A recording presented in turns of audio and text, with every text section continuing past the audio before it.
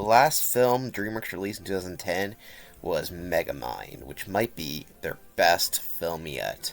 It was a film that kind of went under the radar for a little bits of reasons. One is that it looked similar to Monsters vs. Aliens, which was a movie that a lot of people, myself included, did not like. So we thought, hey, we don't want to see this shit again, even though really it isn't.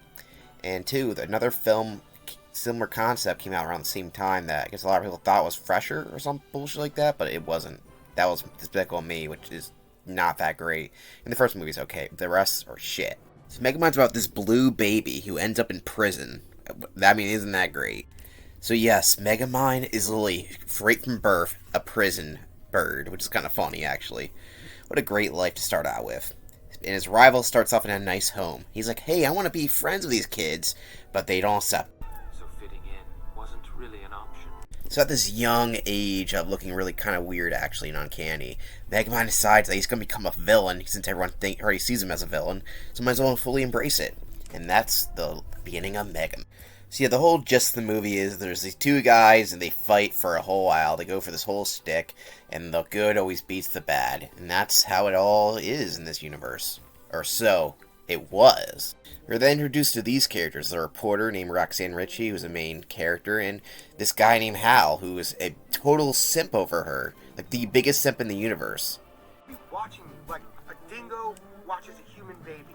Okay, that sounded a little weird. A little bit, yeah. Love. We're not in love. I'm not saying I love you. Hey, I love you. Whatever. Well, yeah, Megamind captured her while he was too busy talking about how much he loves her. So he wasn't able to simp over her because she's gone. Sorry, Hal. Also, this is Metro Man, by the way. He's voiced by Brad Pitt, who did an amazing performance in Sinbad previously on this show. Yeah. And what he likes to do is walk on water. And all the people love him. And I love you, random citizen. So what's going on here? Well, Megamind sets up a trap for a little Metro Man here, and it turns out that he's going to use a death laser on him. Haven't noticed you've fallen right into my trap. You can't trap justice. It's an idea, a belief. Even the most heartfelt belief can be corroded over time. Justice is a non-corrosive metal. But metals can be melted by the heat of revenge. It's revenge, and it's best served cold. But it can be easily reheated in the microwave of evil. Well, I think your warranty is about to expire. Maybe I got an extended warranty. Warranties are invalid if you don't use the product for its intended purpose. And believe it or not, his plan works, even though it seemed like it wasn't going to work at first, because it turns out that Metro Man... Drains my powers. Your weakness is copper? And yes, one of the main characters advertised in the movie dies in the first, 20 minutes. So yeah, Metro Man is dead, and everyone's shocked, including Megamind, because his plans don't usually work. So now Megamind has free reign to the city, I guess, and he doesn't really do much. He just kind of paints stuff and throws money bags around. And he quickly becomes bored of all this stuff because he has no one to stop his plans anymore. Do I feel so melancholy? Meanwhile, Hal here simps over Roxanne some more. Hal's made a gallon of dip. It's gonna be sick. Oh, I don't know how. I don't really feel like being around a bunch of people. No. That's the best part. It'll just be like you and me. Hire a wedding photographer. That's just in case we were something crazy happened and we wanted a picture of it. Maybe we should have this for ever. So Megamind disguises himself as this guy here, and yeah, he has a disguise watch, and you know it's a certain character by their eye color because that doesn't change. So that's a little tidbit you should pick up on here. And this is where he gets the idea from Roxanne here that he can create a new Metro Man. Well, he comes up with it himself. In order to give himself life purpose again, he has to create a new Metro Man to fight him, because he doesn't know what else to do. It's kind of an interesting character dynamic. Though his plan kind of fails a little bit because Roxanne interrupts him by finding his lair, which is kind of obvious where it is. In Metro City with a fake observatory on the roof. Megamind also decides it's a good idea to fight with himself. It's strength too much. Oh, I work out. Well, it's really paying off. Also, this gun that had Metro Man DNA that's supposed to make someone into a Metro Man, basically, gets hit. This fat ass here, he gets hit by it. Hal here gets very jealous over this Bernard guy, who's actually Megamind, by the way, if you didn't know. He's like, I'm her partner, fucker. Weird for everybody, because you accidentally hugged him instead of me. So Hal, when he goes back to the apartment, turns out to be a superhero now. And I guess Megamind's like, hey, we'll make use of him anyway. He also pretends to be Marlon Brando here, trying to be his space dad. So you're like my space dad? Yeah, I'm like your space dad. And you are what?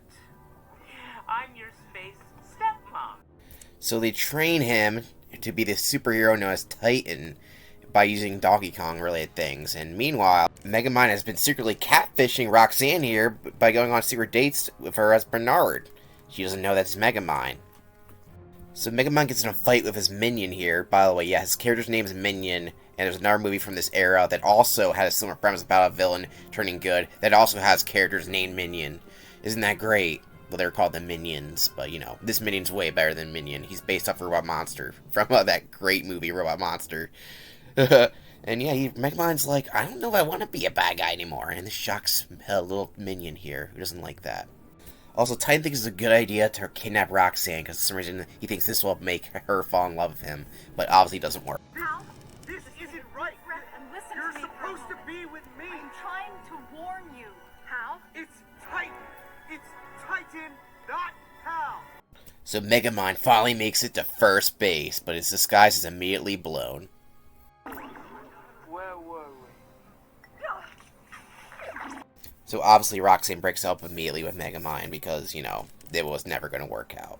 Wah wah. You really think that I would ever be with you?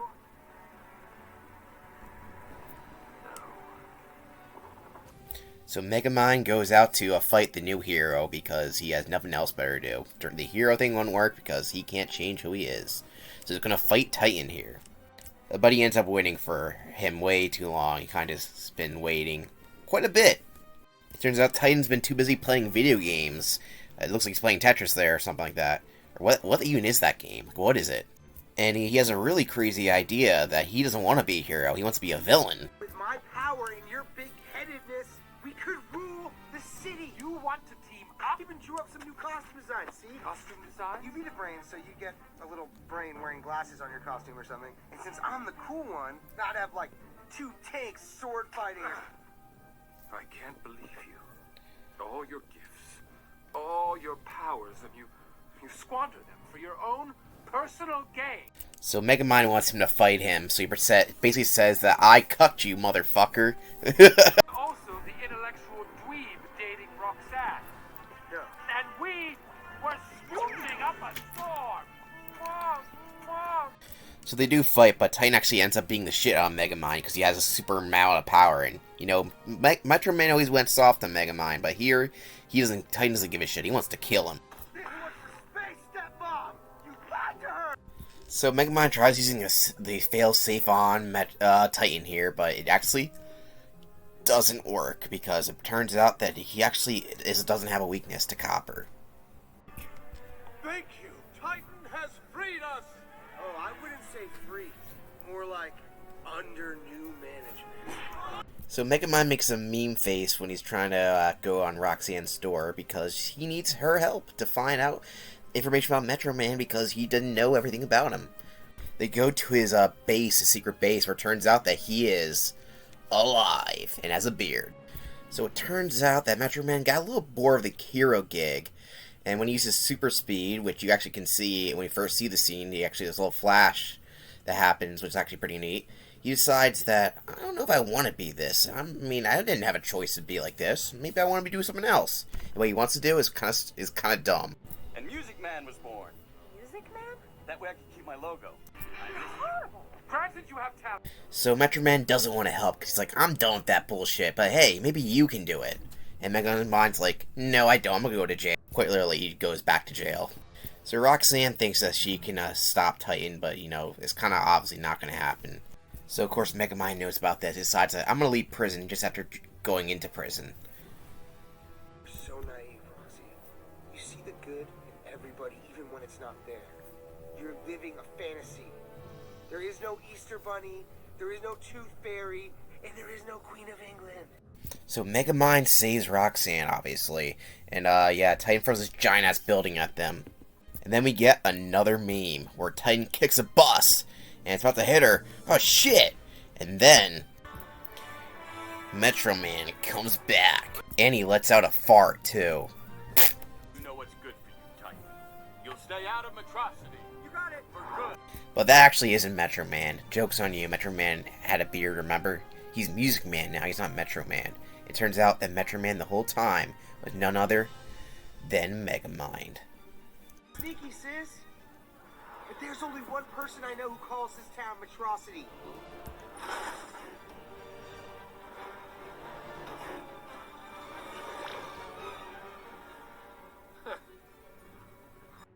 So Megamind gets thrown in the air and he falls to his death. But not today. What can I say? Old habits die hard. So yeah, he sucks out his, I guess, Metro Man energy or whatever, and he becomes a fat fuck again. And because this is a animated movie by DreamWorks, for some reason we had to have a dance party ending where even Titan here dances. I don't get it. So Megamind has a pretty big following after it came out. Well, years after it came out. It was kind of forgotten for a while, but the internet basically said, no, this movie is actually really, really good. And we should not forget about that. And I agree with it. I give it 5 out of 5 and 10 out of 10. You know, I had a little bit of tiny baby critiques in the review. I do that just for comedic purposes. I actually don't have any problems watching this movie. I'm always sucked into it. It has a great flow. It's very funny. Some great action. I call it DreamWorks' version of The Incredibles because that's like a high-tier movie. It's also about superheroes, and they have a very similar style of villain. One's represents nerd culture, and one's an incel, basically. You know, they're very similar. You know what I mean. So yeah, Megamind is pretty great, and if you haven't seen it, why haven't you seen it? People aren't lying. This movie is actually really good. As I said before, Megamind is really good, and it gets 3rd ranking in my DreamWorks ranking. And yeah, so far 2010 has been great. 2 of the films are in the S tier, and 1 film is in the A tier. So yeah, 2010s are looking pretty good for DreamWorks. I rank Titan or Hal Jordan really high up, as you can tell. He is a very funny and entertaining villain. In fact, if my biggest comparison is that he reminds me of Syndrome, that's a pretty high remark, because that Syndrome is a really great villain, and yeah, he basically represents that. You don't know he's going to be a villain at first. In fact, you don't know what's going to happen in Megamind. It's kind of great. There's a bunch of twists. The trailer gives very little. It only shows the very beginning of the movie, which actually made me not want to see the movie, because it didn't look that good, and I don't know what's going to even happen in this movie. But that's kind of the genius of Megamind, is that there's so many interesting plot twists and crap happening. It's amazing. So this one guy who seems not that bad, but the more you look into him, the worse and worse his character gets. And when he gets power and he doesn't get what he wants, he decides to become a villain because that's easier to do than be a hero. It's it's an interesting character study. What happens if you give basically a simp power, all the ultimate power, and this is what you get. Some of those people just are like that. They're the r/nice guy. They think they're entitled to everything, even if they don't even try to earn it. And then, yeah, when he gets ultimate power, he just decides to fuck around, basically. And, yeah, it's like one of those things, like, what happens when some people get ultimate power? And that's what happens. And the character, even though he's actually, oddly enough, very threatening, he's also very funny at the same time. I like the trope of evil Superman. I'm sorry, I know some people don't like that. I like Homelander, I like Omni-Man, and I like Titan. So there you go. Next time, we're going to be looking at a sequel being Kung Fu Panda 2. See you then.